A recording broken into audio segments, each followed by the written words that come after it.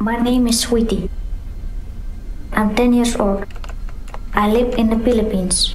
Every day, I have to sit in front of the webcam and talk to men, just like tens of thousands of other kids.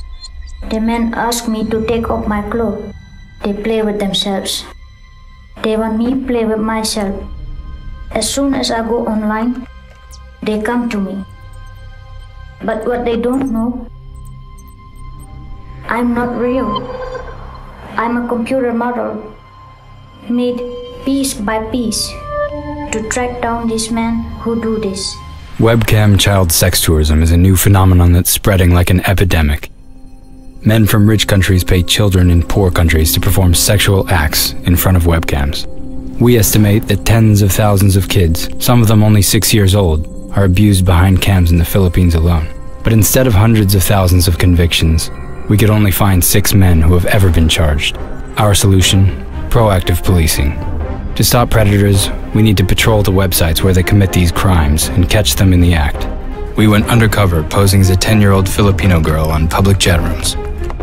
Sweetie is a computer model we created to look and move like a real girl. I'm not real. Men think she's sitting in front of a webcam in the Philippines, but actually, we were operating her from a warehouse in the capital of the Netherlands. In just 10 weeks, we identified 1,000 predators from 71 countries. Instantly, Sweetie became world news.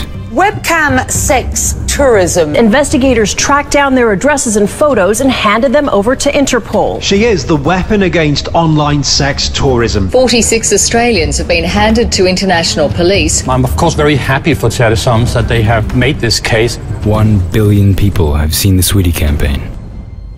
Webcam child sex tourism is now a globally recognized problem. But what we're most proud of, predators are being stopped. 17 people from Britain have been arrested. And children are being saved. Around 15 children aged 6 to 15 were rescued.